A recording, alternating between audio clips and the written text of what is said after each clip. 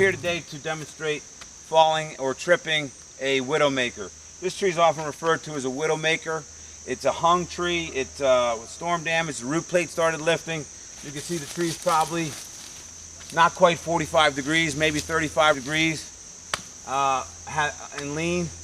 What I did yesterday, I brushed the tree out. I went up and took the whole top of it out. So it's set up where maybe if we can get this butt to drop 2 feet, then the whole piece is just going to fall right in the woods here. So I'm going to demonstrate how to use a plunge cut. Basically, we need to create a vertical cut here to allow gravity to take this piece down. It's going to be like a spear and just jam right into the ground. So I'm going to use a plunge cut in order to do that, leaving a small strap up top, also making a little step cut here so that I can just step back out of the way, trigger it and go. If I leave too much meat up top there, I can always release it from the top. But it's got to, the cuts have to stagger. The highest cut's got to be here. Then you have to go the plunge cut's going to have to be here, and then the bottom release cut here has got to be lower. So you don't create a step that'll hold the piece up on itself. This piece is still attached to the stump. It's going to have a little bit of different movement than you get when the piece isn't attached to the stump. I have to make just a very fine bit of holding wood up top. You can get away with leaving a little more holding wood up top on the plunge if the piece has already come down once and is just jammed into the ground.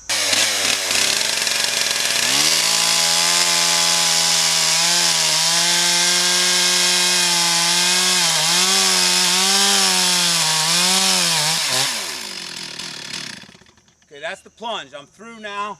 I'm going to adjust the amount of holding wood up here first, then come down, leave a little strap on the bottom, make a second bypass cut on the bottom and get out of here.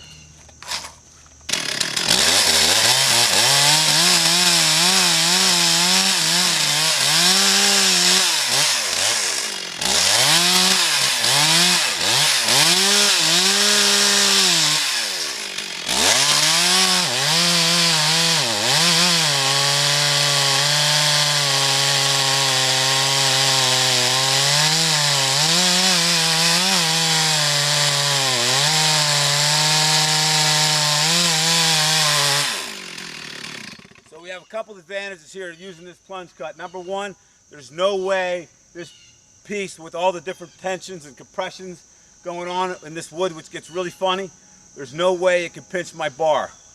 Secondly, that little strap up top gives me a little bit of additional escape time. It's going to come down just a little slower, not that much more in this situation, but once the piece is off the stump, you get a lot more control. It comes down oftentimes really slow. You can step back actually and watch it just snap and let go. You don't have to be anywhere near the cut.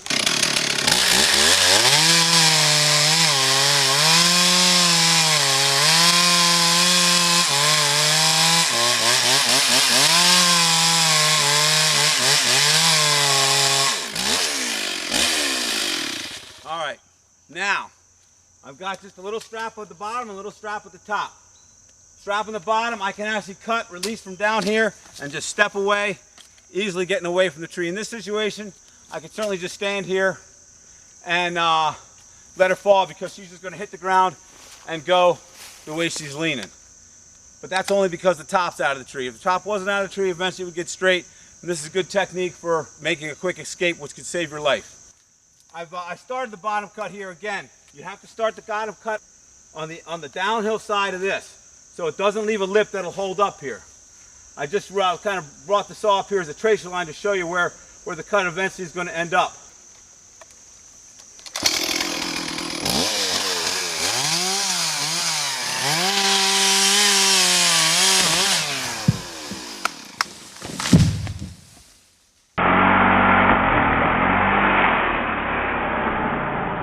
So there you have it.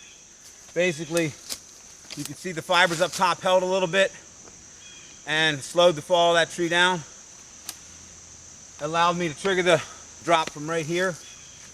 And in this situation, I didn't really need to escape, but having those little bit of fibers holding up there can really help you with escape time if you need to get out of there.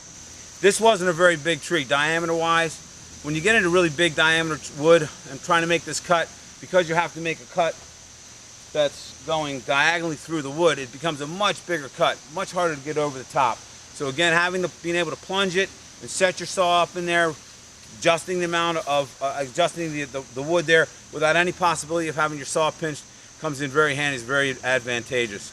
So this is an advanced technique. This is not a training video. This is a demonstration video. I'm just demonstrating what can be done. If you don't know how to do it, if you can't do it safely, if you don't have the experience to know that you're doing this safely, don't try it.